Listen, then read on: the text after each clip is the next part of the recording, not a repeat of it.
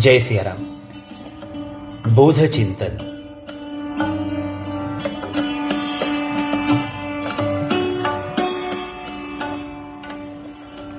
बापूसाहेब मराठे यांनी पूज्य तात्यासाहेब केतकर यांच्या काही आठवणी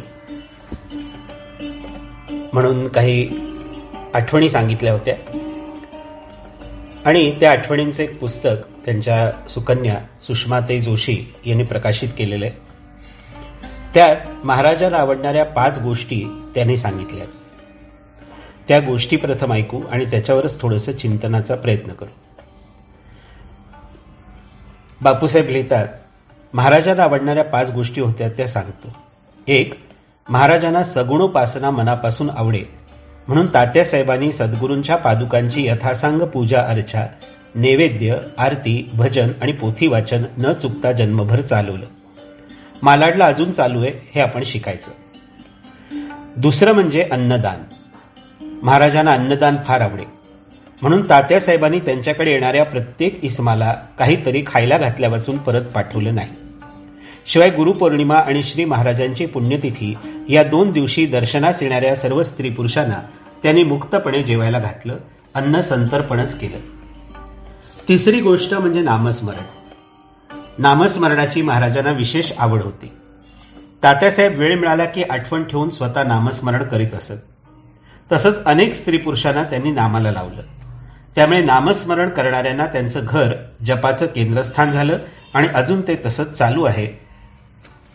चौथी गोष्ट म्हणजे महाराजांना माणूस जोडण्याची हौस होती. तात्यासाहेबांनी अक्षरशः अनेक असंख्य माणसं जोडली. माणूस जोडताना त्याच्यातील दोष न पाहता त्यांनी फक्त गुणच पाहिले आणि असं झालं तरच माणूस जोडला जातो. आपल्याला फक्त दोष दिसतो, गुण कळत नाही. गुण कळायला लागले की झालं, चाललो आपण पुढे. स्वतःमध्ये भरपूर दैवी गुण असल्यानं हे करणं त्यांना अगदी सोपं गेलं. 5वी गोष्ट म्हणजे महाराजांना आहे त्या स्थितीत समाधान मानणं अतिशय आवडत असे. तात्यासाहेबांचा प्रपंच काही लहान नव्हता. त्यात अनेक बरे वाईट प्रसंग आले, प्रिय अप्रिय घटना घडल्या, त्यातून काही ते सुटले नाही. पण आपल्या जीवनात जे घडतं ते श्री महाराजांच्या इच्छेनं आणि कृपेनंच घडतं आणि ते आपल्या कल्याणाचंच असतं असं त्यांना मनापासून वाटायचं.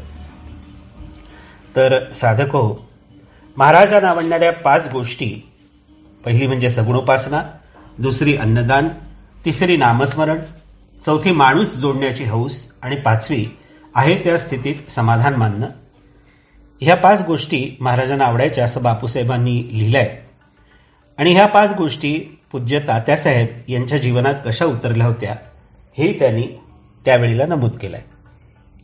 पूज्य तात्यासाहेबांची वेगळी ओळख कोणालाही सांगायला नको. गोंदवलेकर महाराजांच्या परिवारात जे कोणी आहेत त्या सगळ्यांना ते अतिशय वंदनीय आहेतच. पण ज्यांना माहिती नाही त्यांच्यासाठी सांगायचं तर तात्यासाहेबांच्या माध्यमातून पूज्य गोंदवलेकर महाराजांचा बोध समाजापर्यंत पोचत होता 1967 पर्यंत.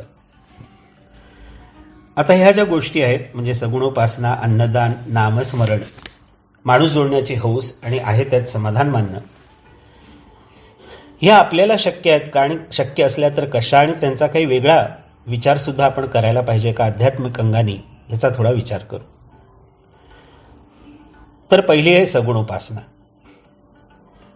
व्यक्तिशः मला असं वाटतं की एकदा सद्गुरू प्राप्ती झाली की सगळी सगुणोपासना म्हणजे सद्गुरूंचीच उपासना आहे. सद्गुरूंचीच मानसपूजा, सद्गुरूंचं स्मरण, सद्गुरूंचंच ध्यान, सद्गुरूंविषयी चिंतन मनन ही सगळी सगुणोपासना आहे. आता वेगळी कुठली मूर्ती उरलीच नाही. आता कोणाला वाटेल की महाराजांनी तर रामाची सगुणोपासना सांगितली आणि म्हणून मला एक दाखला द्यावासा वाटतो की तात्यासाहेबांना महाराजांचा अनुग्रह झाला आणि अनुग्रहानंतर बाहेर पडत असताना ब्रह्मानंद बुवांनी त्यांना वाटेत अडवलं आणि विचारलं की महाराजांनी काय सांगितलं. तर तात्यासाहेब म्हणाले की त्यांनी श्रीरामाची मानसपूजा करायला सांगितले. ब्रह्मानंद बुवा पटकन म्हणाले म्हणजे श्री महाराजांचीच मानसपूजा करायची. ह्याचाच अर्थ रामाची जी काही मूर्तीपूजा महाराजांनी सांगितले करायला किंवा सगुणोपासना सांगितली आहे ती प्रत्यक्षात त्यांचीच उपासना आपल्याला जमावी यासाठी त्यांनी ती करून दाखवली. श्री सद्गुरूंनी माझ्या गुरुचालिसा लिहिलाय आणि त्यात एका कडव्याचा फार मोहक अर्थ आहे, मार्मिक अर्थ आहे. तो असा की आम्हाला भक्ती कळावी भक्ती शिकता यावी म्हणून तू भक्ती करून दाखवतोस. म्हणजे महाराजांनी जी रामाची उपासना केली आहे, जी सगुणोपासना केली आहे, तिचा खरा अर्थ आपल्याही अंतरंगात राममय असलेल्या महाराजांची सगुणोपासना घडायला हवी. कारण बापूसाहेबांनी जी गोष्ट सांगितली पहिली, की महाराजांना सगुणोपासना मनापासून आवडे म्हणून तात्यासाहेबांनी सद्गुरूंच्या पादुकांची यथासांग पूजा अर्चा नैवेद्य आरती भजन आणि पोथी वाचन न चुकता जन्मभर केलं. तर इथे या पादुकांचं सांगितलेलं महत्त्व, आणि पादुका म्हणजे सद्गुरूंचे चरण हे सर्वस्व आहेत, हा भाव हृदयात दृढ व्हावा म्हणून ही सगुणोपासना करायची, आणि ती अर्थातच सद्गुरूंचीच हवी. दुसरी गोष्ट आहे अन्नदान. तर महाराजांना अन्नदान फार आवडायचं. तर आपण जे अन्नदान करणं अभिप्रेत आहे इथे उत्सव प्रसंगी वगैरे, आणि अनेक जण करतात. पण खरं म्हणजे खरं अन्न कुठलं आणि खरा भुकेला कोण हे पण ओळखता आलं पाहिजे. तर सद्विचाराचं अन्न हे खरं अन्न आहे, आणि आपली आत्म्याची भूक खरी त्याची आहे. आपण भौतिकाचं अनेक अन्नदान सतत करत असतो, तर हे सद्विचारांचं अन्नदान आपण स्वतःच्या आंतरिक स्थितीला करायचं आहे, अंतःकरणाला करायचं आहे. बाह्य अन्नदान तर ठीकच आहे, त्यांनी समाजाचाही काही लाभ होतो, पण हे खरं अन्नदान जे स्वतःला घडवतं त्याकडे आपलं लक्ष पाहिजे. तिसरी गोष्ट नामस्मरण अर्थात उपासना. आणि उपासनेचा एक अर्थ मागे सांगितला, जे जे आपल्या सद्गुरूंच्या विरोधात आहे आपल्या अंतःकरणात ते उपसून टाकणं ही खरी उपासना आहे. आणि नामस्मरणाचाही तोच अर्थ आहे.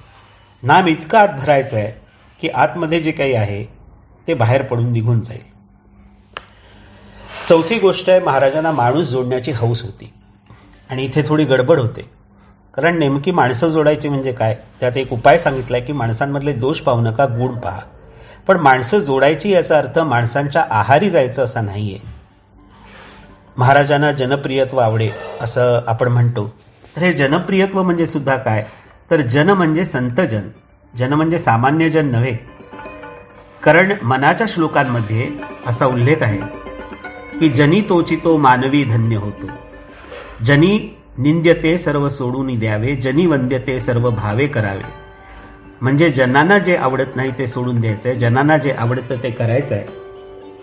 तर जन म्हणजे संतजन, कारण सामान्य जन जे आहेत, सर्वसामान्य माणूस जो आहे त्याला अध्यात्मच आवडत नाही, अध्यात्मावर तो टीका करतो, मग तो सोडायचं का, तर नाही.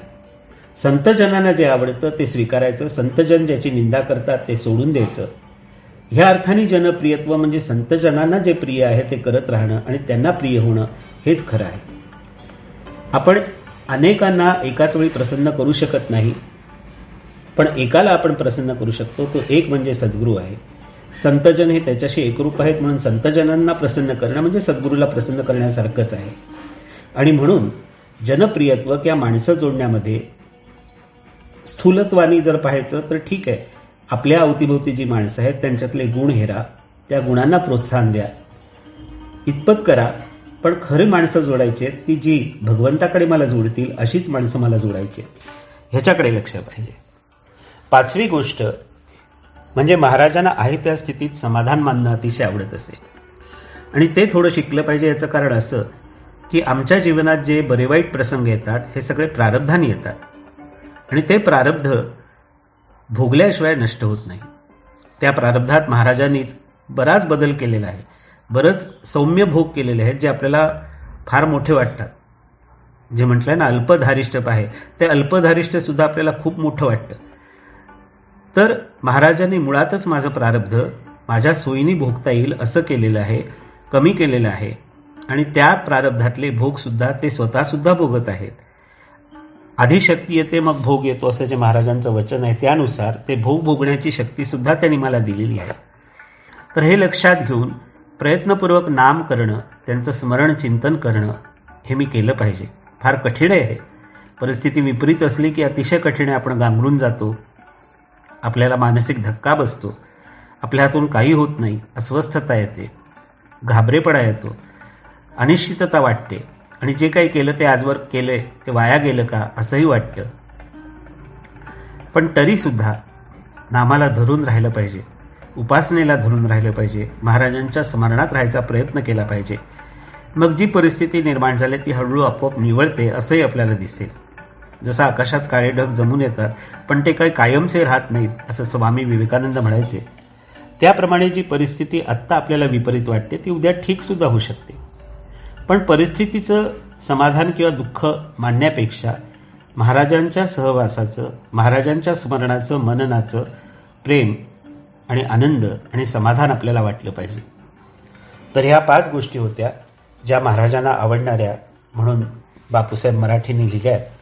आणि त्या गोष्टी आपल्याला सुद्धा आवडायला हव्यात, पण त्यांच्या आध्यात्मिक अंगाने आपण जास्त विचार केला पाहिजे आणि त्यांचं आचरण केलं पाहिजे असं मला वाटतं.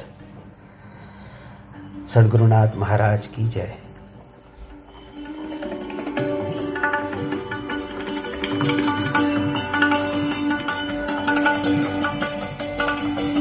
बोधचिंतन. श्री महाराजांना आवडणाऱ्या 5 गोष्टी, अर्थात साधकांसाठीचं जणू पंचकर्मच. चिंतन श्री चैतन्य प्रेम.